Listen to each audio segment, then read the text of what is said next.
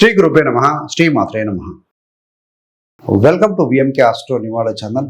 ఈరోజు ఈ వీడియోలో జూన్ 2024 కర్కాటక రాశి మాస ఫలాలు ఏ విధంగా ఉండబోతున్నాయో చూద్దామండి. కర్కాటక రాశికి అధిపతి చంద్రుడు. కర్కాటక రాశిలో పునర్వసు 4వ పాదం, పుష్యమి 4 పాదాలు, ఆశ్లేష 4 పాదాలు, మొత్తం 9 నక్షత్ర పాదాలు ఉంటాయి. వీరందరికీ కూడా మనం చెప్పుకోబోయేటువంటి యొక్క గోచార మాస ఫలాలు వర్తిస్తాయండి. గోచారం అంటే గ్రహచారం కాబట్టి గ్రహాల యొక్క స్థితి, యుతి, దృష్టి కలయిక వల్లనే ఫలితాలు జరుగుతూ ఉంటాయి. కాబట్టి కర్కాటక రాశి వారికి గోచార గ్రహస్థితి ఏ విధంగా ఉందో పరిశీలించిన తర్వాత ఫలితాల్లోకి వెళ్దాం. ముఖ్యంగా ఈ మాసంలో, జూన్ మాసంలో 4 గ్రహాల యొక్క స్థితిలో మార్పు రాబోతుందండి. రవి, కుజ, బుధ మరియు శుక్ర గ్రహాలు రాశులు మారబోతున్నారు. మొదటిగా ద్వితీయాధిపతి రవి ఈ మాసంలో 14 జూన్ వరకు కూడా వృషభంలో ఉంటారు. 15 జూన్ నుండి మిథునానికి రాబోతున్నారండి. తృతీయ మరియు వ్యయాధిపతి బుధ గ్రహం మనకేంటంటే 14 జూన్ వరకు కూడా ఆయన వృషభంలో ఉండి 15వ తారీఖు నుండి ఏ స్థానం అంటే మిథునానికి, స్వస్థానానికి రాబోతున్నారు. మరి చతుర్థ లాభాధిపతి శుక్రుడు అవుతారు. 12వ తారీఖు వరకు కూడా తన స్వస్థానం అయినటువంటి వృషభంలో ఉండి 12వ తారీఖు సాయంత్రం నుండి వ్యయంలోకి, అంటే ఈ యొక్క కర్కట నుండి వ్యయ స్థానము మిథునం అవుతుంది. మిథునంలో స్థితి పొందబోతున్నారు. మరి పరమయోగకారకుడు కేంద్ర కోణాధిపతి కుజుడు 45 రోజుల తర్వాత మీనాన్ని వదిలి 1వ తారీఖు నుండి 10వ స్థానమైనటువంటి మేషంలో స్థితి పొందబోతున్నారండి. దశమాధిపతి దశమంలోకి రాబోతున్నారు. మరి కర్కాటక రాశి వారికి సప్తమ అష్టమాధిపతి 7 మరియు 8వ స్థానాధిపతి శనైశ్వరుడు కుంభరాశిలో ఉన్నారండి. మనకు తెలిసిన విషయమే. 18 జనవరి 2023 నుండి కూడా వీరికి అష్టమ శని జరుగుతుందని. మరి 6, 9వ స్థానాధిపతి గురుడు ఈ యొక్క 11వ స్థానంలో ఏకాదశ భావంలో ఉన్నారండి. 11 అంటే 6th and 9th lord in 11th house. ఇది గ్రహస్థితి అండి. మొదటిగా విద్యార్థులకు ఏ విధంగా ఉంటుంది? హైయర్ ఎడ్యుకేషన్ అంటే 5వ స్థానం ఇండికేట్ చేస్తుంది. ఈ మాసం విద్యార్థులకు మాత్రం కర్కాటక రాశి వారికి అద్భుతంగా ఉంది. మీరు ఏ ఎగ్జామ్ రాసినా మంచి మార్క్స్ పొందుతారు.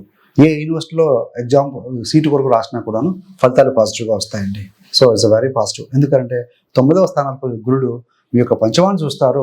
పంచమాధిపతి అనేటువంటి కుజుడు కూడా దశమంలో కేంద్రంలో ఉన్నారు, యోగకారకుడు. కాబట్టి ఏంటంటే విద్యార్థులకి పోటీ పరీక్షల్లో కావచ్చు, లేకుంటే ఏదైనా ఎగ్జామ్స్లో కావచ్చు, మంచి స్కోరు, మంచి సీటు పొందే అవకాశం బలంగా ఉందండి. మరి ఈ యొక్క ఉద్యోగంలో ఏ విధంగా ఉందంటే దశమాధిపతి కుజుడు 45 రోజుల పాటుగా రాశిలోకి వస్తున్నాడు. అంతకంటే ముందు కూడా 1 నెలల కంటే ముందు కూడా ఉద్యోగంలో ఒత్తిడి ఎదుర్కొని ఉంటారండి. ఇప్పుడు ఏంటంటే మీ యొక్క రాశాధిపతి మీ రాశిలోకి వచ్చారు. ఏదైనా ప్రమోషన్ రావాలనుకున్నారు, ప్రమోషన్ రావటం కావచ్చు. అదేవిధంగా మీకు ఏదైనా ఉద్యోగంలో ఉన్నతి, ఒక పొజిషన్ అప్గ్రేడ్ కావడం కావచ్చు, రెస్పెక్ట్ కావచ్చు. ఇవన్నీ కూడా మీరు చేస్తున్న శ్రమకు తగిన ఫలితం పొందే అవకాశం చాలా బలంగా కనపడుతుందండి.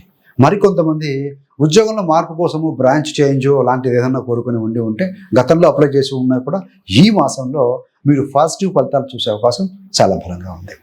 మొత్తంగా చూస్తే ఏంటంటే ఉద్యోగస్తులకి ప్రమోషన్లు, ఇంక్రిమెంట్లు, లేదంటే కనుక పాజిటివ్గా స్థితి అనేది కనపడుతుంది. ట్రాన్స్ఫర్లు, బదిలీలు అయినా కూడా కొంతమందికి వారికి ఫేవరబుల్గా చివరికి అంతా పాజిటివ్గానే ఉంటుందని చెప్పాలండి. మరి వ్యాపార విషయంలో ఏ విధంగా ఉందంటే 7వ స్థానాధిపతి శనైశ్వరుడు అష్టమంలో ఉన్నాడు. అష్టమ శనిలో ఎలాగ ఉన్నారు కాబట్టి ఈ సంవత్సరం అంతా కూడా జనరల్గా చూసుకుంటే కొంచెం మానసికమైన ఒత్తిడి ఉంటుంది. కానీ గురు యొక్క బలం పెరగడం, మనకు 11వ స్థానంలో 4 గ్రహాల స్థితి అనేది 2వ వారం వరకు ఉన్నాయి. కాబట్టి మొదటి 2 వారాలు వ్యాపారంలో కూడా పాజిటివ్గా ఉంటుంది.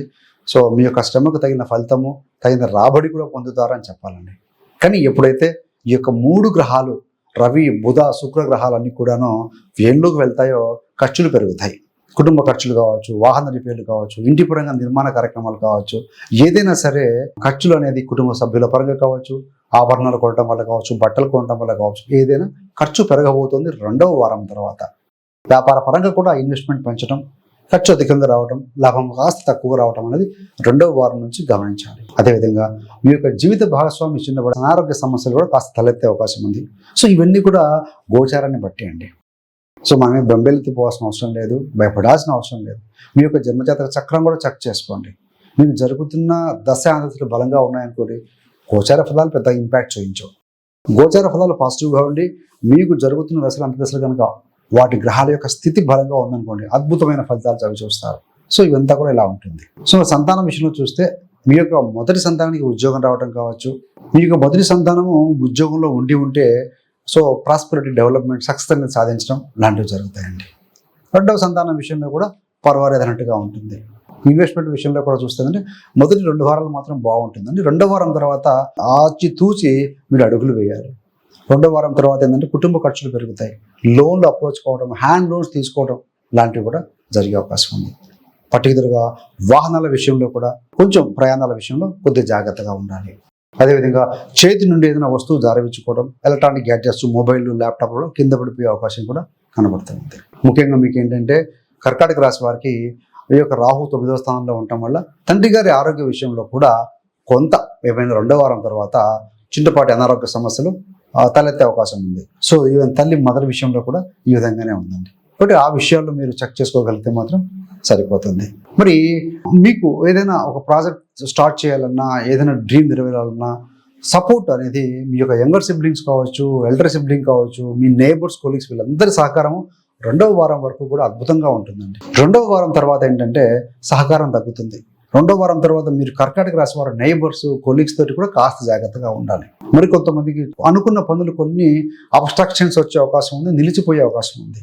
ఆదాయానికి మించిన ఖర్చులు, చిన్నపాటు అంటే కొంచెం ఆరోగ్య భంగాలు, సంతాన పీడలు, అంటే సంతాన సంబంధించిన చిరిటేషన్స్, చికాకులు ఏర్పడే అవకాశం కనబడుతుంది. సూతకాలు, కొంతమందికి దగ్గరి బంధువులు ఎవరైనా కోల్పోవడం కావచ్చు, అలాంటి కార్యక్రమాలకు అటెండ్ కావాల్సిన అవసరం కనబడుతుంది. ముఖ్యంగా జూన్ మాసంలో 2వ వారం తర్వాత మీరు ఏంటంటే బంధుమిత్రులతో విరోధాలు, ఇందాక చెప్పుడు నేబర్స్, కొలీగ్స్, బంధువులతోటి విరోధాలు ఏర్పడే అవకాశం ఉంది. అది ఎలా ఏర్పడతాయంటే మీ యొక్క కుటుంబ పరిస్థితుల రీత్యా అవి అలా ఆ స్థితిలో ఆ విధంగా వస్తాయండి, గ్రహాలు అనుకూలంగా లేనప్పుడు.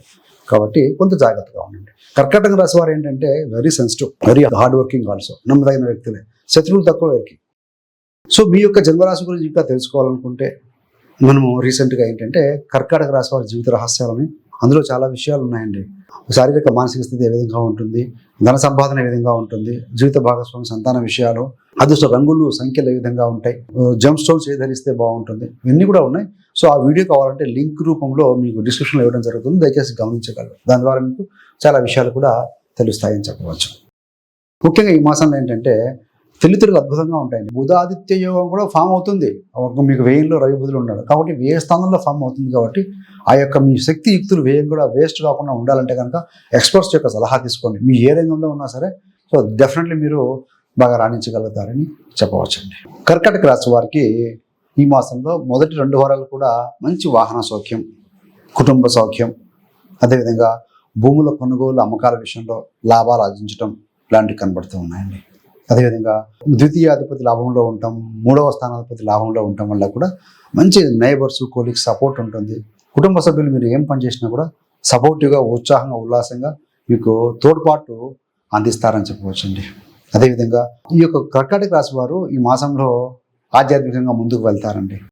గతంలో చెల్లించవలసిన ముక్కులు ఏదైనా ఉన్నా ఆధ్యాత్మిక కార్యక్రమాల్లో పాలు పంచుకోవటం, స్పిరిచువల్గా ఇంక్లినేషన్ అది అధికంగా ఉంటుందని చెప్పవచ్చు. మరి బుధుడు, శుక్రుడి మీద కేతువు దృష్టి ఉంటుంది కాబట్టి వృధా ఖర్చులు కాస్త అవాయిడ్ చేయాలండి. మాసం చివరిలో బహుదూరంలో ఉన్నవాళ్ళు, విదేశాల్లో ఉన్నవాళ్ళు ఖర్చులు పెరగటం, కొంచెం అయోమయ స్థితి అనేది వారికి కాస్త కనపడుతుంది. అదర్వైజ్ సో మొదటి 2 వారాలు కూడా రిజల్ట్ పాజిటివ్గానే ఉంటుందని చెప్పాలి. సో రెమెడీ విషయంలో చూస్తే ఏంటంటే ముఖ్యంగా మీకు బుధ, శుక్ర మరియు రవి ముగ్గురు కూడా వ్యయంలో పడుతున్నారండి. సో కాబట్టి ప్రతిరోజు కుటుంబ ప్రాస్పెరిటీ, ధనం, వృద్ధి, బంధుమిత్రులతో శత్రుత్వం లేకుండా ఉండాలి అంటే కనుక ప్రతిరోజు సూర్యాదనం చేయటం, ఆదిత్య హృదయ పఠనం లేదా సూర్యాష్టకం పఠనం చేయటం మంచి ఫలితం ఇస్తుంది. సో మీకు ఏంటంటే కంఫర్ట్స్ కొదవ లేకుండా ఉండటం కోసం ఈ యొక్క శుక్రుడికి సంబంధించినటువంటి అంటే లక్ష్మీ అష్టోత్తరం చదువుకోవడం కూడా మంచి ఫలితం ఇస్తుంది. ఎలాగో గురుబలం ఉంది, కానీ గురుడు మౌఢ్యమి చెంది 3వ తారీఖు వరకే ఉన్నారండి. కాబట్టి మళ్ళీ గురుబలం కాస్త ఉంది కాబట్టి సంతాన విషయంలో ఎంత ఇబ్బందులు ఉన్నా, అదేవిధంగా జీవిత భాగస్వామి, వ్యాపార విషయంలో కూడా చివరికంతా కూడా మళ్ళీ గిటాన్ అవుతారని చెప్పవచ్చండి. So thanks for watching. ఇలాంటి మరిన్ని మంచి వీడియోల కోసం VMK astro numerology channel subscribe చేసుకోగలరు. పక్కనున్న బెల్ సింబల్ మీద క్లిక్ చేస్తే మేము చేసే ప్రతి వీడియో కూడా నోటిఫికేషన్ ద్వారా మీ దాకా అందుతుంది. సర్వేజన సుఖినో భవంతు. స్వస్తి.